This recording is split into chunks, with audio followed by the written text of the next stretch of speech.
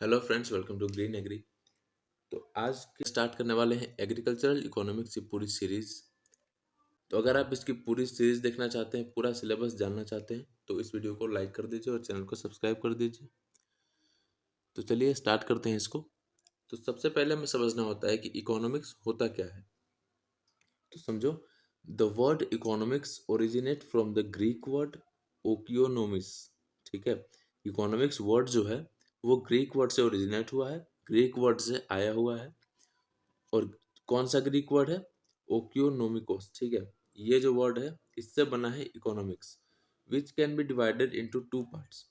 ये जो वर्ड है इसको दो पार्ट में डिवाइड किया गया है। एक है ओइकोस, दूसरा है नोमोस। ओइकोस का मतलब होता है होम और नोमोस का मतलब होता है मैनेजमेंट। तो अगर अब इकोनॉमिक्स का मतलब समझे तो इसका मतलब होता है होम मैनेजमेंट। अब देख लो डिफरेंट डेफिनेशंस ऑफ इकोनॉमिक्स। अब देखो, इकोनॉमिक्स के फील्ड में भी बहुत सारे डिफरेंट डेफिनेशंस दिए गए हैं। जैसे कि आप यहाँ पर देख सकते हो, पहला जो है वो होता है वेल्थ डेफिनेशंस, दूसरा है वेलफेयर डेफिनेशन, थर्ड है स्कार्सिटी डेफिनेशन एंड फोर्थ है ग्रोथ सेंटर्ड डेफिनेशन। ठीक है, तो इन सारे डेफिनेशंस के बारे में हम बारी बारी से पढ़ने वाले हैं। ठीक है, सबसे पहला होता है वेल्थ डेफिनेशन। तो वेल्थ डेफिनेशन को किसने दिया था? तो उनका नाम है एडम स्मिथ। इनका जो जीवन काल था वो 1723 से 1790 है। और इन्होंने जो डेफिनेशन दी थी वो कौन सी बुक में लिखी है?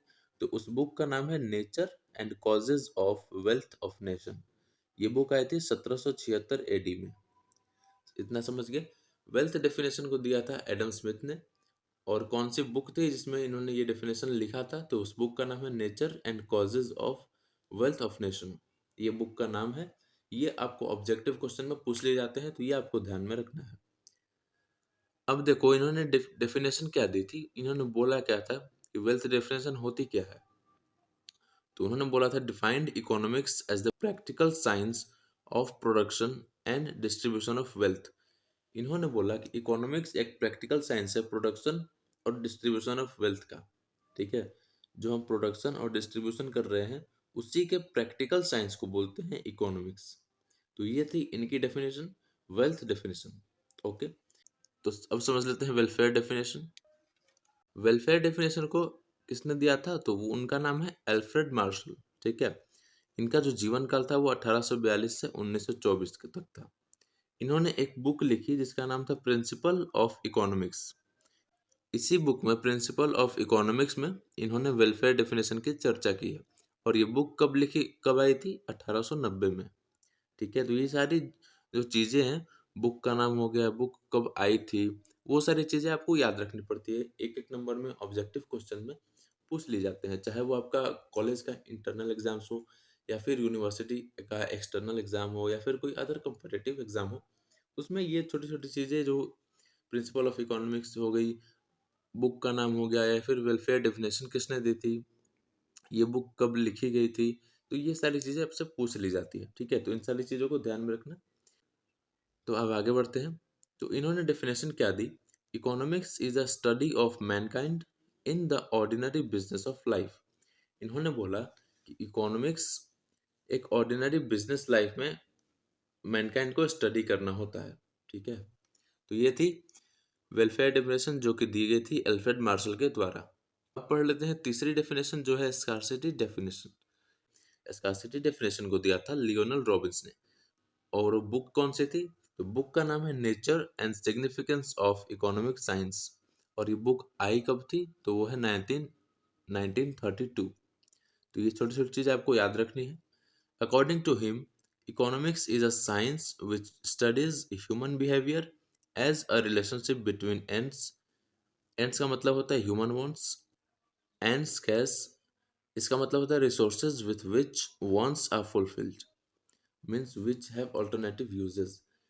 इन्होंने बोला कि इकोनॉमिक एक साइंस है जिसमें हम ह्यूमन की वांट से लेकर वो वांट्स फुलफिल हो रही है उसके बीच के रिलेशनशिप को स्टडी करते हैं, उसको बोलते हैं इकोनॉमिक्स।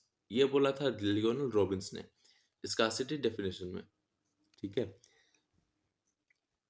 तो ये हो गए हमारे कुछ पॉपुलर डेफिनेशंस। अब आगे बढ़ते हैं हम।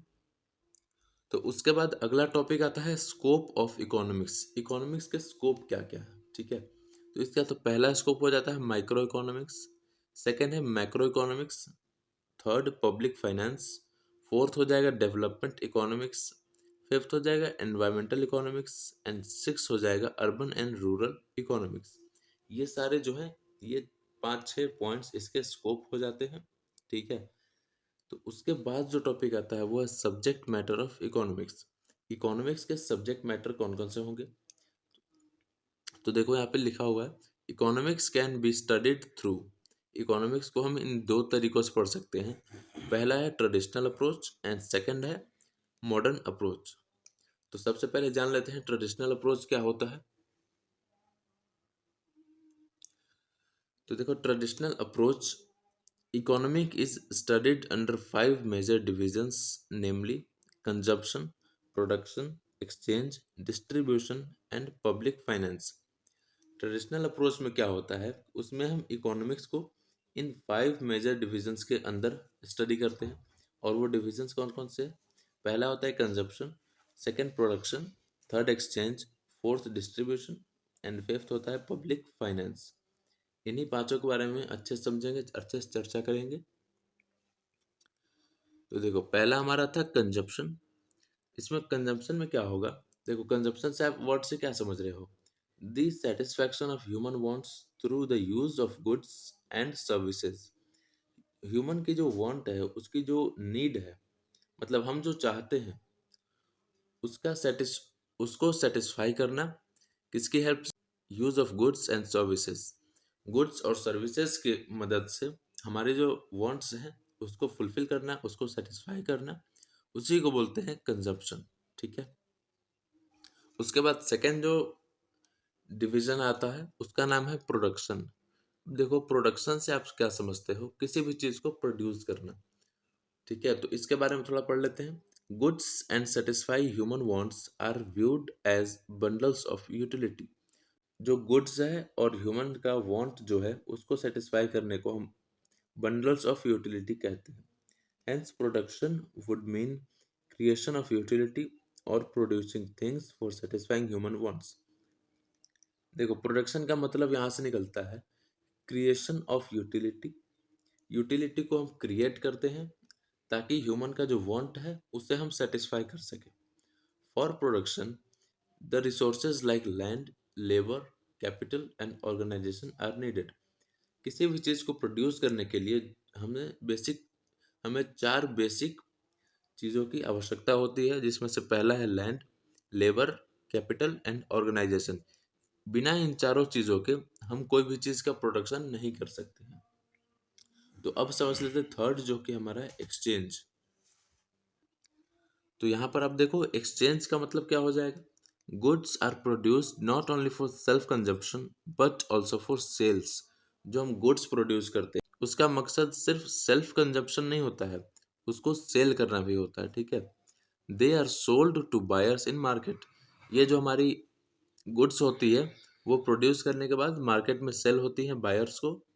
The process of buying and selling constitute exchanging. Buying and selling का जो प्रोसेस होता है उसको बोलते हैं एक्सचेंज। जैसे कि मैंने कोई चीज़ बनाई और सामने वाले को बेच दी, फिर उसने वो चीज़ किसी और को बेच दी, तो ये हमारी चीज़ें क्या है, एक दूसरे में एक्सचेंज हो रही है, समझ रहे हो। तो यही होता है हमारा एक्सचेंज। फोर्थ पढ़ लेते हैं distribution. The production of any agricultural commodity requires 4 factor, land, labour, capital and organisation. किसी भी एग्रीकल्चरल कमोडिटी की प्रोडक्शन के लिए हमें 4 चीज़ों का रिक्वायरमेंट होता है, land, labour, capital and organisation.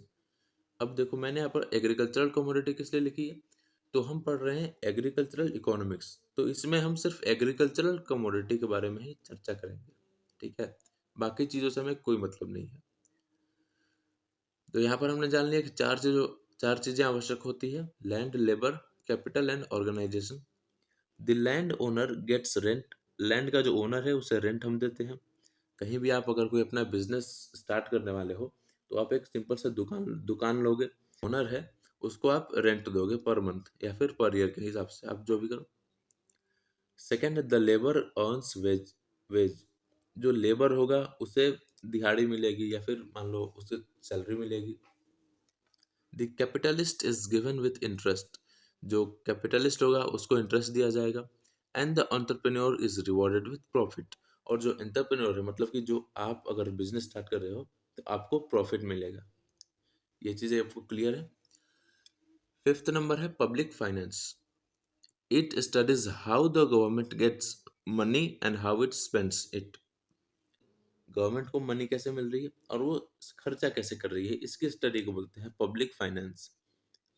Thus, in public finance, we study about public revenue and public expenditure. Public finance में हम public revenue and public expenditure के बारे में स्टडी करते हैं। तो ये था हमारा ट्रेडिशनल अप्रोच। अब पढ़ लेते हैं मॉडर्न अप्रोच के बारे में। तो मॉडर्न अप्रोच क्या होता है? The study of economics is divided into. दो मॉडर्न अप्रोच के अकॉर्डिंग इकोनॉमिक्स के स्टडी को इन दो पार्ट में डिवाइड किया गया है, जिसमें से पहला है माइक्रो इकोनॉमिक्स एंड दूसरा है मैक्रो इकोनॉमिक्स। माइक्रो इकोनॉमिक्स का मतलब क्या होता है? Study of how individual firms और consumers do and should make economic decisions taking constraint into account. देखो सिंपल सा अगर समझे तो माइक्रो इकोनॉमिक्स क्या होता है। देखो माइक्रो मतलब होगा छोटा और इकोनॉमिक्स मतलब मैनेजमेंट। तो माइक्रो इकोनॉमिक्स अगर हम इसके वर्ड से डेफिनेशन तक पहुंचे, ये होता है एक छोटे लेवल इंडिविजुअल लेवल पे स्टडी करना कि कैसे कोई अपना डिसीजन ले रहा है, कैसे अपना मैनेज कर रहा है, वो सारी चीज़ें जो है वो माइक्रो इकोनॉमिक्स में आती है। और यही चीज़ जब बड़े लेवल पे चली जाती है तो उसको बोल देते हैं मैक्रो इकोनॉमिक्स। जैसे it studies the whole economy और लार्ज ग्रुप्स। इसमें क्या है, होल इकोनॉमी और लार्ज ग्रुप के बारे में स्टडी की जाती है, बट इसमें क्या था, इंडिविजुअल लेवल पे स्टडी की जा रही थी। It provides the information relating to national income, total output, total consumption and general price levels. Micro economics में हमें ये सारी इन्फॉर्मेशन मिलती है, जैसे नेशनल इनकम की, टोटल आउटपुट कितना है, टोटल कंजम्पशन कितना है एंड जनरल प्राइस लेवल क्या है। तो यही बात, तो इसका समरी निकल के आता है कि माइक्रो इकोनॉमिक्स जो होगा वो छोटे लेवल पे होगा, इंडिविजुअल लेवल पे होगा, और जो मैक्रो इकोनॉमिक्स होगा वो होल इकोनॉमी के लिए होगा, वो नेशनल लेवल पे होता है।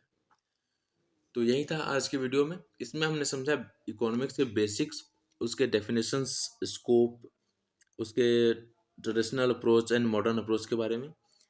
तो ये वीडियो अगर आपको अच्छी लगी हो, वीडियो को लाइक करना, चैनल को सब्सक्राइब करना और अपने दोस्तों के साथ शेयर करना।